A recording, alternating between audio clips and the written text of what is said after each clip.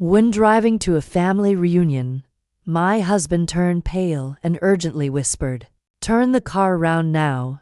I was stunned, asking, "Why? Please, just turn around." Trusting him saved us, and discovering the reason forever changed how I saw my parents. The initial plan was simple: leave early, snacks in the back, coffee up front, drive a few hours, cross into Canada, greet long unseen relatives, and feign enjoyment of potato salad. It was set to be a normal, almost boring trip, which was precisely the goal. I was at the wheel, as always, largely because I dislike my husband's last-second braking and also due to my penchant for motion sickness. In the back, our 3 children ages 5, 7, and 10 were in a state of semi-consciousness, partly watching a cartoon and partly bickering over imaginary lines on the seat cushions. They were tiny, neck-pillow-clad chaos. Everything was fine, not wonderful, not awful, just fine, until he uttered those words, "Turn around now." Initially, I didn't truly react. I might have chuckled or smirked, one of those automatic responses when you think someone is joking, but it wasn't funny enough to warrant a real laugh. "Why?" I inquired. He didn't respond immediately, just stared straight ahead before reiterating, "Please, just turn around." That's when I knew he wasn't kidding. My husband doesn't panic. His usual state is calm, and occasionally tired. I've seen him handle a kitchen fire with less tension. So, I took the next exit, the last one before the border. It curved gently, as if the road itself offered a second chance. The moment we left the highway, his body visibly relaxed, not completely, but enough to show he'd been bracing for something. "Okay," I said. "Want to tell me what's happening now?" He shook his head. "Just drive." "Drive where?" I asked. "I don't know. Anywhere but there." The kids were starting to notice. "Are we going the wrong way?" my middle child asked. "We forgot something," I replied automatically. "What?" "I'll tell you later."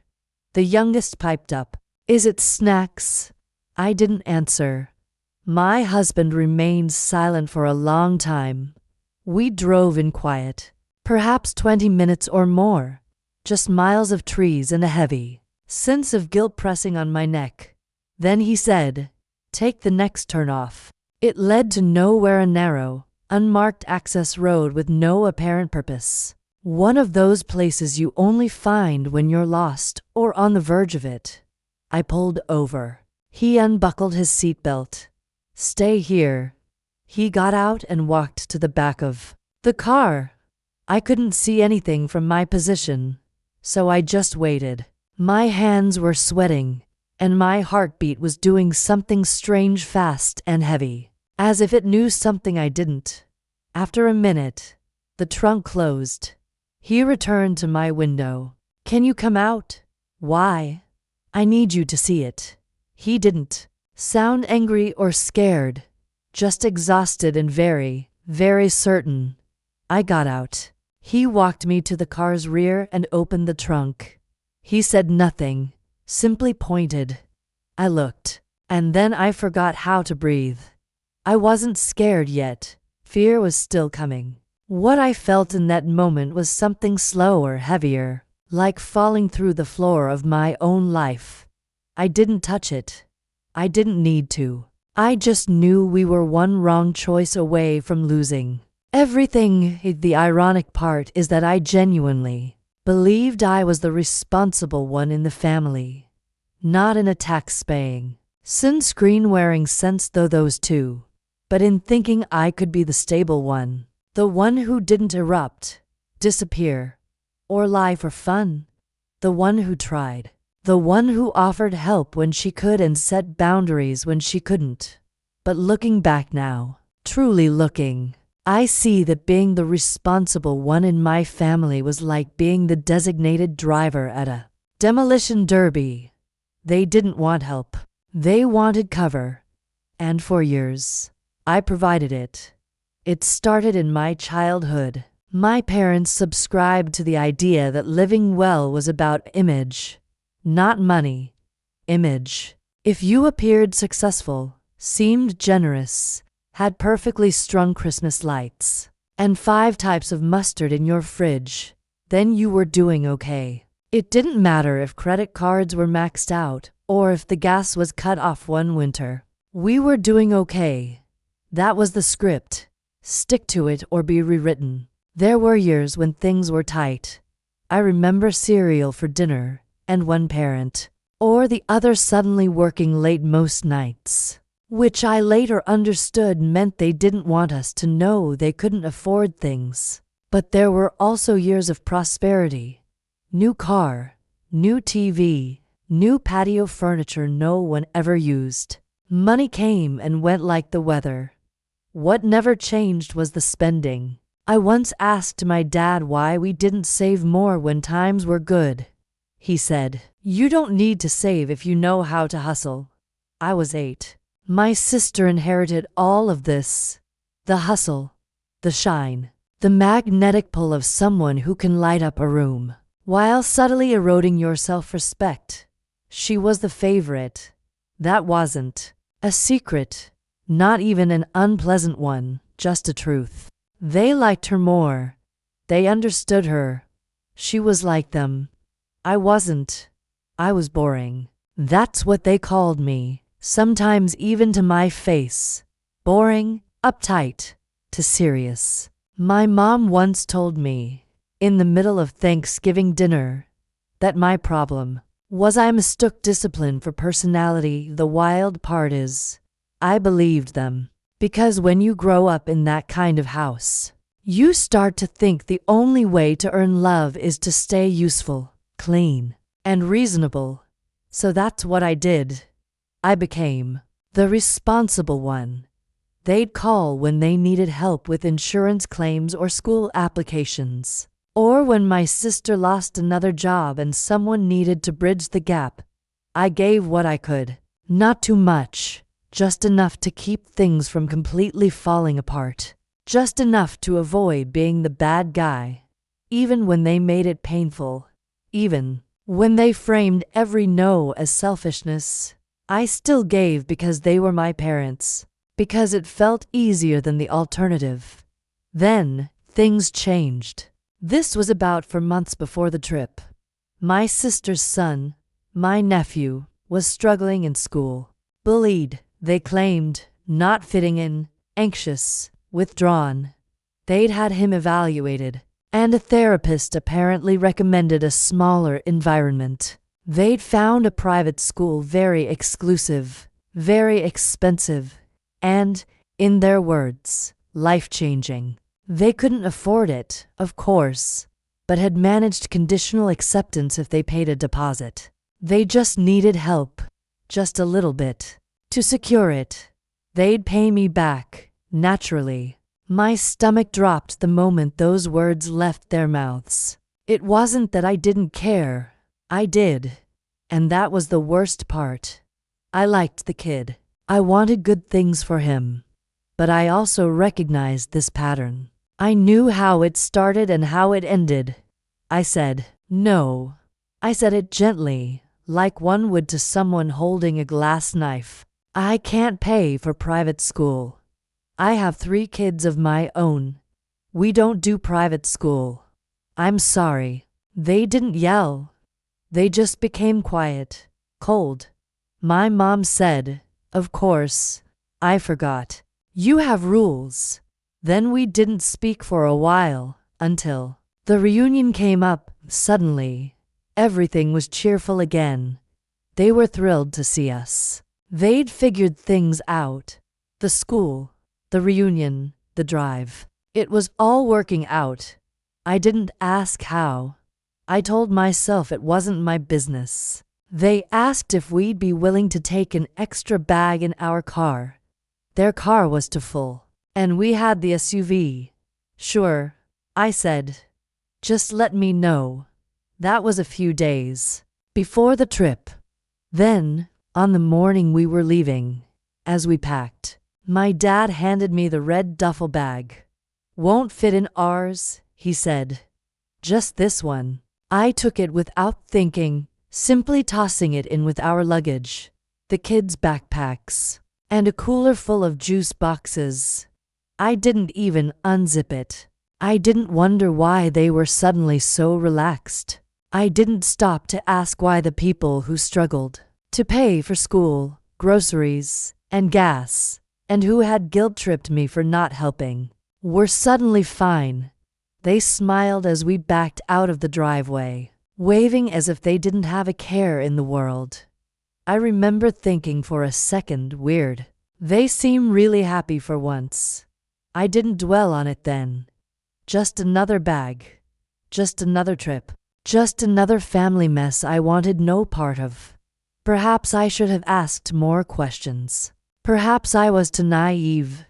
He didn't sound angry or scared, just tired and extremely certain. I need you to see it, he said. I got out. He led me to the back of the car and opened the trunk. He didn't speak. He just unzipped the red duffel and folded back a sweatshirt. And that's when everything stopped. Inside, tucked among clothes, stuffed into what appeared to be a child's toiletry bag, sealed in plastic, were packets. Not just one. Not particularly well hidden, simply there, under layers that wouldn't have fooled anyone doing their job for more than 5 seconds. I stared, not fully comprehending, then fully understanding all at once. Not medicine, not vitamins, nothing with a purpose that didn't involve handcuffs, lawyers, or headlines. I didn't speak. I couldn't. Every muscle in my chest locked. It felt like drowning in slow motion. He didn't say, "Look what they did." He didn't say, "This is what I thought." He just zipped the bag closed again, letting the silence complete the sentence. I took a step back. The gravel crunched under my shoes as if it belonged somewhere else, disconnected from reality. "They put that in our car," I finally said, my voice thin. "They put that in our car." He nodded. "With the kids," I added. Another nod. For some reason, I looked up at the sky. It was still blue. It still looked like a good day. I hated that. It felt wrong, as if the sky hadn't received the memo. "How did you know?" I asked. He didn't answer immediately, just stared at the closed trunk as if it might still be open underneath. "When they gave us the bag," he eventually said, something in their eyes, the way they smiled, like it was already done, like they were sure it would work. He shrugged, then shook his head, as if trying to dislodge the memory. I couldn't stop thinking about it during the entire drive. Then, just before the border, it struck him. He looked at me. I didn't know, but I knew. And that was somehow worse. That someone else had seen what I had trained myself not to see. I turned around and walked slowly back to the driver's seat, got in, closed the door, and sat there for a minute, letting the heat soak through the windshield while my hand trembled. Then I started the car and drove. The kids didn't ask this time. They were engrossed in a cartoon. They'd forgotten about Canada, about Auntie Karen and the cousins, and the small toy bags I'd secretly packed for the reunion. We drove for a while highway, side roads, aimlessly. My phone started buzzing. First my mom, then my dad, then again, and again. I didn't answer. Neither did he. We didn't need to. We already knew what they'd say. "Where are you? What happened? Are you okay? Where's the bag?" We didn't answer, just kept driving, the screen lighting up every few minutes like a tiny alarm. Eventually, we turned off toward their house. It was almost automatic, as if we were on rails. We didn't discuss it. We both just knew what had to happen. I pulled into their driveway and parked. The front porch light was still on from the night before, even though it was the middle of the afternoon. He got out first, walked around to the trunk. I followed. We didn't say anything. I reached for the mat, found the key, still in its usual spot, taped to the back of a fake rock my dad bought from a catalog that also sold deer whistles and solar-powered frogs. He opened the front door. We walked inside. The air smelled of old coffee and carpet cleaner. We placed the red duffel just inside the hallway. Didn't open it. Didn't adjust it. Just set it down like a quiet bomb that didn't need to detonate to ruin everything. He turned the knob, locking the door behind us. We got back in the car, still. No words. I think we both felt that speaking would somehow contaminate things. Later that day, after we got home and the kids were asleep and the house was quiet, I answered the phone. It was my mother. Her voice was bright, artificial, as if this were a call about muffins. "Oh, honey, we were so worried.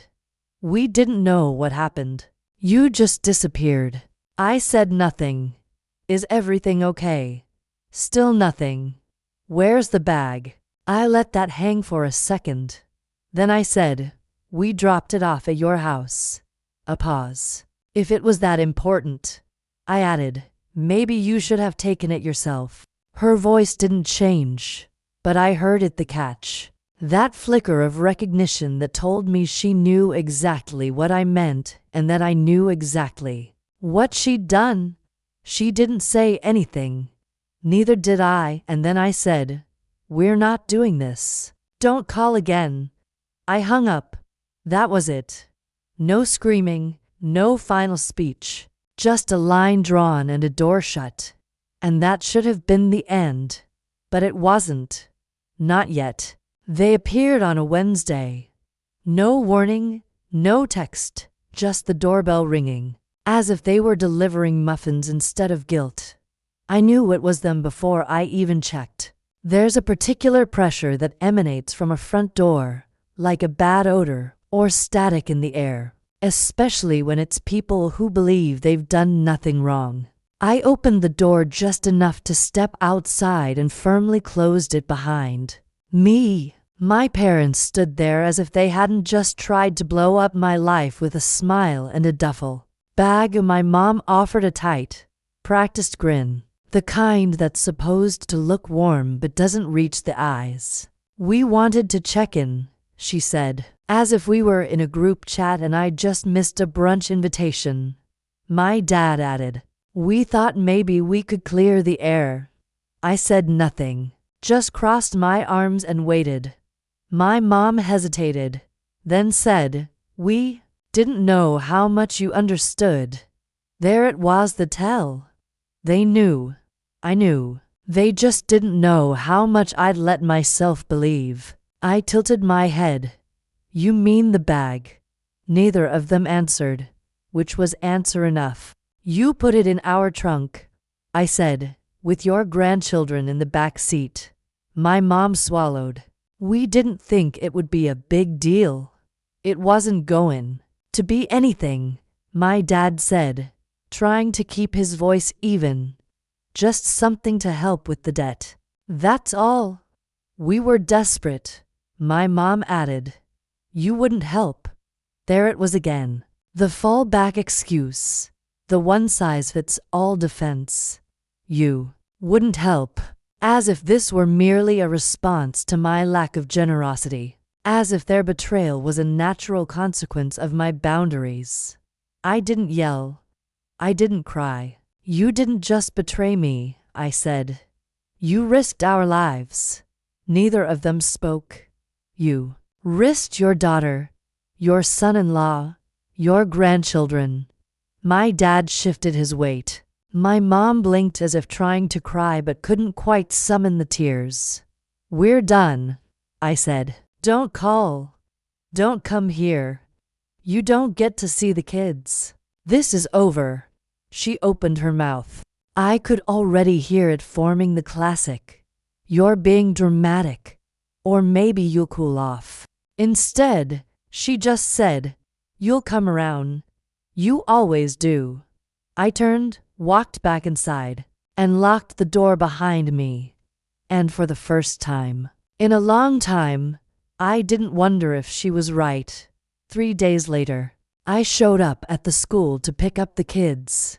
They weren't there. My stomach dropped so fast I couldn't speak. I just looked at the teacher as if she'd told me my house was on fire. "Oh, they were already picked up," she said, as if it were the most normal thing in the world. "Your parents said you'd asked them to."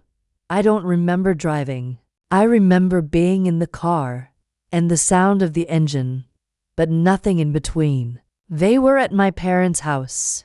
Of course, they were inside. It looked like a birthday party had exploded. Toys, candy, balloons, an entire Lego set that cost more than my weekly grocery budget. The kids were glowing, sugar high, clutching new things, and laughing as if this were Disneyland. My parents were acting as if everything was perfectly fine. My mom was slicing cake. My dad was on the floor building something that beeped. It was surreal, like stepping into a parallel universe where they were the kind of grandparents who cared more about giving than taking. Only they weren't. And this wasn't love. This was strategy. Emotional bribery. Weaponized affection. They'd never spoiled the kids before. Not like this. Not ever. But suddenly, after we cut them off, suddenly there was Santa Claus with a debit card. I stood there for a second, trying to recall what it felt like to give someone the benefit of the doubt. I couldn't. "We're leaving," I said. The kids whined. "But why?" Grandma said, "We're leaving now." They didn't understand. Of course, they didn't. How could they? They were being told yes by people who'd spent their lives saying no. And they liked it. It was easy to like. "Can we keep the toys?" one of them asked, clutching a stuffed bear as if it held answers. I hesitated for just a second. Then I said yes, because taking the toys away would make me the villain. And I wasn't giving my parents that win. As we headed out, my mom called after me, singing and soft, "They'll come back to us. They always do." She said it like a fact. She said it like a promise. She said it like she still thought she could win. That night, I didn't wait for some magical sign or emotional breakdown. I just sat down on the bed, looked at my husband, and said, "We have to leave." He didn't ask why. He didn't need to. I don't want them near the kids. Not at school. Not at the grocery store. Not down the block pretending to be harmless. He nodded slowly, as if he'd already been halfway to the same conclusion. "You mentioned North Carolina before," I said. "Your company has an office there. Your parents live there." I wasn't ready then. I am now. He nodded again. "The transfer is still on the table." "Good," I said. "Let's take it." No drama. No hesitation. Just the quiet decision to burn the bridge and never look back. I didn't need revenge. I needed distance and a clean start somewhere they couldn't reach us.